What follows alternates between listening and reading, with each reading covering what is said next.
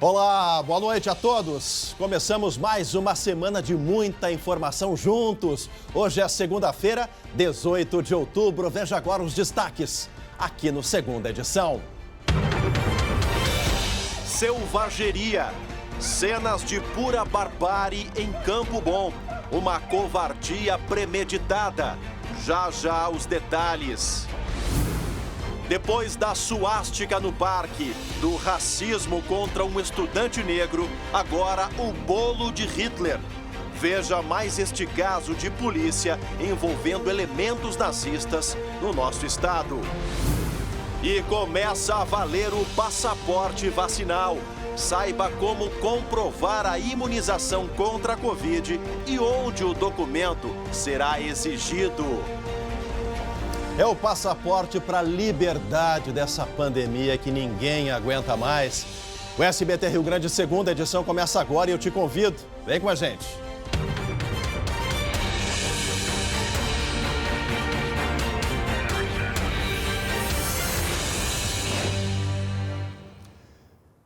Gauchada, começou a valer a partir desta segunda-feira o passaporte vacinal em todos os municípios gaúchos. A comprovação da proteção contra a Covid passa a ser exigida em shows, eventos sociais, competições esportivas, entre outras atividades coletivas. Veja na reportagem. Não basta estar vacinado, é preciso provar. A determinação é exigir o passaporte vacinal em locais considerados de alto risco de contaminação, como competições esportivas, ginásios e estádios de futebol, por exemplo, eventos sociais, como festas infantis e locais de entretenimento, como casas noturnas, feiras e exposições, shows, e aí entram cinemas e teatros, e parques temáticos, de diversões inclusive. A regra não depende da quantidade de gente no local. O passaporte vacinal é motivo de discussão no mundo inteiro. Há quem diga que é uma forma de discriminação. O fato é que é obrigatório a partir desta segunda. Está aqui o aviso. Quem não exigir pode ser multado, ser penalizado pelas prefeituras e até virar alvo de ação do Ministério Público. O dono deste parque de diversões correu para se adaptar. A gente vai botar uma pessoa na portaria, não ela entregar o ingresso, o passaporte, para entrar, essa outra pessoa ao lado vai exigir a carteirinha. Se não tiver? Se não tiver, vai ter que devolver, vacinar e voltar outro dia. Documentos emitidos pelos órgãos de saúde, como carteira e caderneta de vacinação, são válidos. Uma boa opção é o passaporte digital. Basta baixar o aplicativo do Conect SUS. O usuário cria uma senha e tem acesso às informações de seu histórico no Sistema Único de Saúde. É possível acessar a Carteira Nacional de Vacinação, que serve de comprovante da imunização. Com rigor sanitário, os empresários já imaginam um movimento ainda maior. Eu fico feliz, eu já fico pensando que eu vou pagar amanhã, que ficou para trás. É tão fácil, gente. Tem no celular, Conect SUS, tem o comprovante da carteirinha de vacinação. E ainda tem gente que acha que isso é algum tipo de discriminação. Isso é a segurança coletiva dessa pandemia. É disso que a gente precisa. Chega de disputas políticas. É hora de acreditar mais do que nunca na ciência. Por falar nisso, hoje é dia do médico. Parabéns a todos que se esforçam para salvar as vidas dos gaúchos e dos brasileiros também nesse 18 de outubro. E olha, tem a ver com isso essa notícia, desse esforço todo. Apesar do esforço de todas as equipes dos postos de saúde, o movimento na campanha de multivacinação foi baixo nesse final de semana aqui em Porto Alegre, na região metropolitana. Isso é extremamente preocupante. A gente vai agora para a redação conversar com a Yasmin Luz. Seja bem-vinda novamente ao Segunda Edição. Yasmin, boa noite. Boa noite, Chemali. Boa noite a todos que nos acompanham. Pois é, né, Chemali? A gente vê todo um esforço para tornar mais atrativo o dia da vacina para as crianças. E a gente pode observar aí nas imagens que até parece festa no posto de saúde, porque tem balão, tem princesas, tem super-heróis, mas mesmo assim a Secretaria Municipal de Saúde de Porto Alegre aplicou 2.720 doses em crianças e adolescentes de até 15 anos, isso no dia de multivacinação que aconteceu no último sábado. Pois é, Chemali, todo esse esforço e a pasta diz que foi bem abaixo do esperado. O município aqui, Porto Alegre, está estudando como aumentar a adesão de famílias, até porque a data final da campanha é no final do mês, no dia 29 de outubro. Isso para atualizar a situação vacinal de crianças e adolescentes. A informação que a gente traz, Chemalia, é que são 18 tipos de imunizantes que protegem crianças e adolescentes com várias doenças, entre elas a rubéola, também a poliomielite e o sarampo. Cerca de 2 milhões de gauchinhos estão nessa idade de vacinação. E aqui no Rio Grande do Sul, considerando as 10 das vacinas previstas até o primeiro ano de idade, em nenhuma delas foi alcançada a meta de imunizar ao menos 95% do público. Isso nos últimos 4 anos. E o que a gente sabe é que a pandemia atrasou ainda mais o calendário vacinal dos pequenos. E olha esse dado, Marcelo Chemali, em 2020, nenhuma delas ficou acima dos 90%. E, Chemali, a gente sabe, né, que essas doenças são preocupações reais para os pais e para os responsáveis.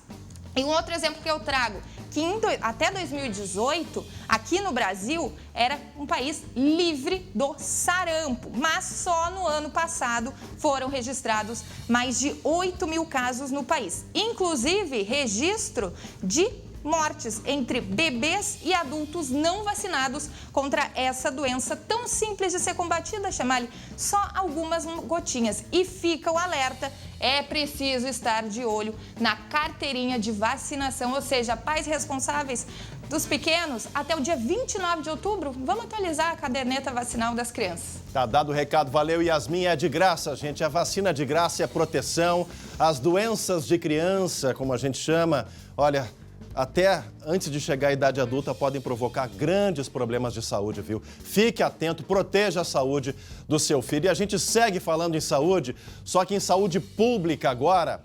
Olha essa notícia. Lixo acumulado, sacolas cheias, amontoadas nas calçadas. Esse é o cenário aqui do lado de Porto Alegre. Eu estou falando de Cachoeirinha, na região metropolitana. Já são 16 dias sem coleta na cidade. Na última sexta-feira, o prefeito Maurício Medeiros decretou situação de emergência por conta do problema. A ação, que tem validade de 30 dias, autoriza a adoção de todas as medidas administrativas necessárias aí para a retomada desse serviço. Durante a vigência desse decreto de emergência, o prefeito pede que a população evite o descarte de resíduos que não estejam devidamente embalados nos contêineres. A população reclama, e com razão, principalmente do acúmulo e do cheiro, do lixo nas ruas. Hoje de manhã, 2 funcionários da empresa terceirizada que está prestando serviço de coleta ficaram feridos após um atropelamento. Fica aqui o alerta. Alô, Ministério Público de Cachoeirinha, Governo do Estado. É preciso fazer alguma coisa. São 16 dias, o município com os braços atados por conta de uma operação do Ministério Público que investiga irregularidades nas empresas de coleta, afastou o prefeito Mick Breyer por 180 dias, só que a população que paga IPTU, paga impostos, não tem nada a ver com isso. Vocês se resolvam na justiça e resolvam o problema das ruas em Cachoeirinha para ontem. Olha, quem andou pela beira da praia de Capão da Canoa no final de semana percebeu algo diferente na areia. Um veículo estava sendo engolido pela água do mar. O destaque que abre o nosso giro de notícias. Foi removido nesta manhã o carro atolado na beira-mar de Capão da Canoa. O veículo ficou submerso por 3 dias. Foi preciso esperar a maré baixar para a retirada. O veículo pertence a um casal de idosos vítima de furto na quarta-feira da semana passada em Torres. Um homem de 23 anos foi preso após furtar um automóvel em um supermercado do bairro Sarandi, em Porto Alegre. Ele chegou a deixar o estacionamento com o veículo, mas ficou parado no semáforo. Pedestres que flagraram a ação abordaram o criminoso, que deixou a caminhonete parada na rua e saiu correndo. As pessoas conseguiram conter o homem e chamaram a brigada militar. Câmeras flagraram o momento em que um carro é furtado em Sananduva. A ação, que aconteceu na madrugada de domingo, durou menos de 1 minuto. O veículo foi encontrado queimado em uma área rural do município. A família, dona do carro, pede ajuda, já que usava o veículo para transporte de um bebê de 8 meses que precisa de tratamento médico.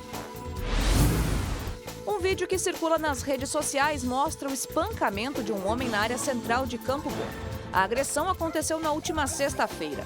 No vídeo de pouco mais de 1 minuto e meio, feito por uma mulher que estava junto com os homens que agrediram a vítima, é possível identificar uma ação que foi planejada anteriormente. Eles seguem pela rua em direção ao homem que vai sofrer o espancamento. Na sequência, começam as agressões. A vítima cai no chão, fica de joelhos e recebe um chute no rosto quando cai. Depois disso, a gravação é encerrada. A Polícia Civil investiga o caso. E merece toda a atenção da Polícia Civil de Campo Bom essa história. Crime premeditado não pode ficar por isso mesmo. Agora a gente fala de uma outra tragédia provocada pelo machismo, pela posse. Lá na Serra Gaúcha, um homem foi morto em Farroupilha depois de fazer a companheira refém.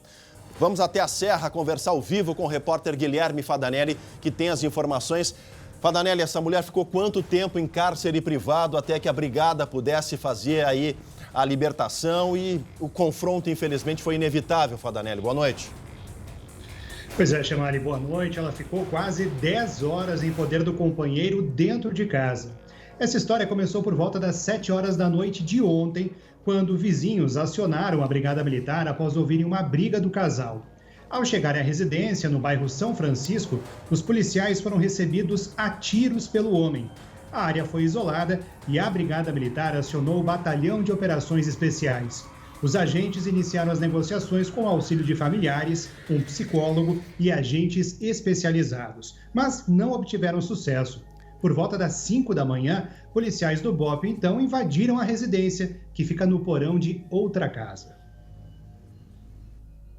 A conversa sempre foi muito tensa. Ele, a todo momento, ele manifestava sempre um desejo assim, de ameaça, né, à vítima, de ameaça aos policiais, de suicida, uma intenção suicida a todo momento, né?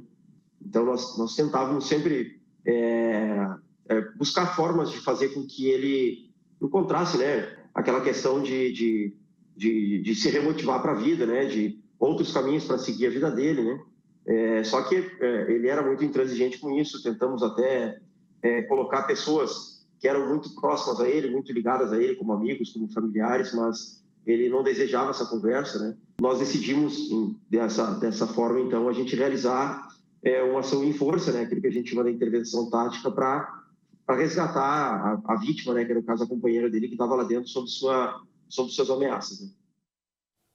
Nessa troca de tiros, Chemali, Jair Camargo da Silva, de 50 anos, acabou morrendo.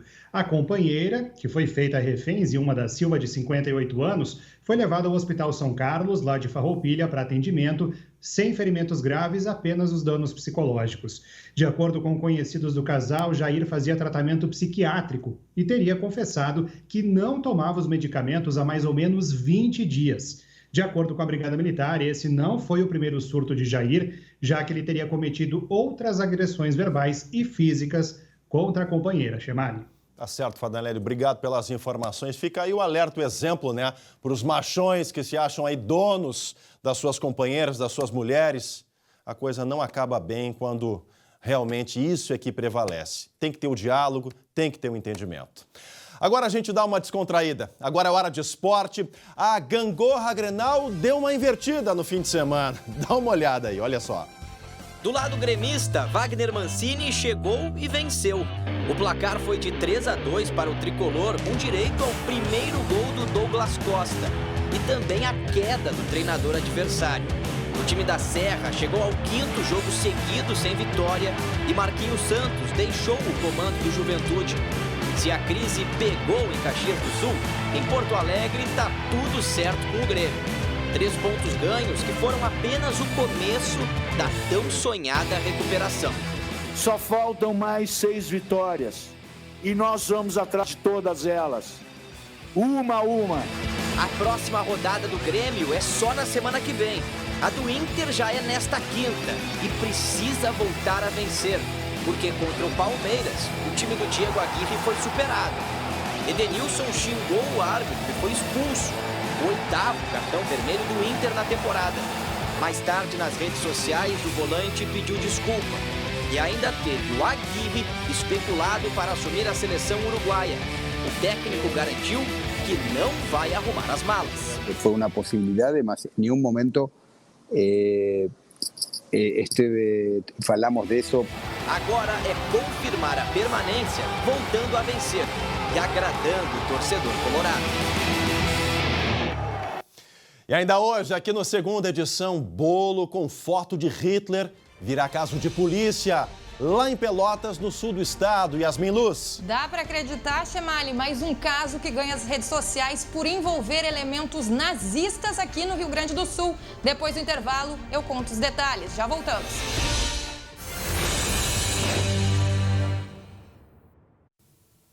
Voltamos com a Segunda Edição para todo o nosso Rio Grande. Olha só, gente, semana começando e nada melhor que uma boa notícia, né?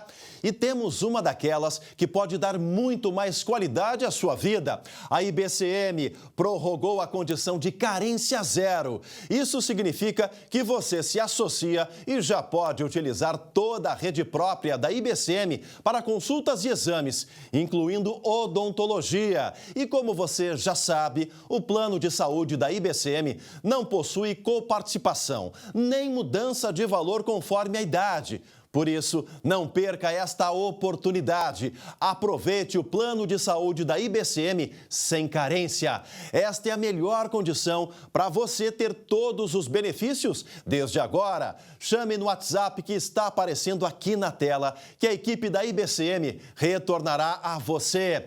IBCM, o plano de saúde feito para o servidor público municipal e estadual. Agora, olha essa história, quando a gente pensa que já viu tudo sobre esse assunto, ele ressurge, ele vem repaginado. A Polícia Civil de Pelotas abriu inquérito para investigar uma festa com suposta temática nazista lá na cidade da Zona Sul. Vamos direto para a redação conversar com a Yasmin, que as imagens já falam por si, né, Yasmin? Já falam sim, Chemali. Esse caso ele foi registrado em meados de setembro, veio a público nesta segunda-feira, quando essas imagens que a gente vê aí na tela, imagens de um bolo com a foto do ditador nazista Adolf Hitler, passaram a circular nas redes sociais. Esse doce fazia parte de um aniversário temático organizado por uma estudante de História da Universidade Federal de Pelotas. Em outras imagens, a jovem de 24 anos aparece usando uma camiseta com a estampa do ex-presidente Getúlio Vargas e também mostrando balões com mensagens pacifistas e também feministas. A deputada estadual Juliana Brizola, do PDT, já encaminhou ao Ministério Público um ofício pedindo apuração do fato. No texto, ela defende que é inadmissível e intolerável qualquer manifestação sob um falso argumento de liberdade de expressão que faça apologia ao nazismo. Já a Universidade Federal de Pelotas, onde a jovem estuda, emitiu uma nota garantindo que acompanha o caso e que encaminhou esse caso à polícia assim que tomou conhecimento do fato. A nossa produção entrou em contato com essa estudante, que não respondeu às mensagens, tampouco atendeu os telefonemas. Amigas da jovem afirmaram que ela possui condição neuroatípica e que não teve intenção de fazer apologia ao nazismo. Ela teria o costume de fazer aniversários temáticos e esse ano decidiu usar o que estava aprendendo na faculdade para dar aula para os familiares. Em uma conversa que a gente vê na tela, Chemali, com essa amiga, a estudante afirmou que o bolo com a foto de Hitler seria inclusive uma forma de protesto, já que quando fosse partido, acabariam com o ditador. Ela ainda defendeu que a ideia era usar diversos personagens históricos na festa e que era para ser algo familiar e que se arrepende de ter postado a foto. Toda semana a gente traz, né, Chemali, um novo caso aqui no Rio Grande do Sul com elementos nazistas. É preciso escutar essa versão da estudante, mas fica aqui o alerta, né, Yasmin? Semana passada, a polêmica da suástica, a questão do racismo de um doutorando de filosofia da URGS contra um outro estudante negro, ou seja, atitudes totalitárias, né? Atitudes ditatoriais que lembram, sim, tudo de mal que Hitler e os nazistas fizeram a toda a humanidade. Mesmo sem a intenção, é preciso tomar todos os cuidados. Vai ser ouvida, vai poder se explicar. Tem a questão aí, né, da questão emocional, mas a polícia vai se debruçar sobre isso. O caso virou polêmica e ganhou aí as manchetes. A todos, obrigado pela audiência. Na sequência vem o SBT Brasil. Amanhã a gente está de volta às 7h20. Tchau, tchau!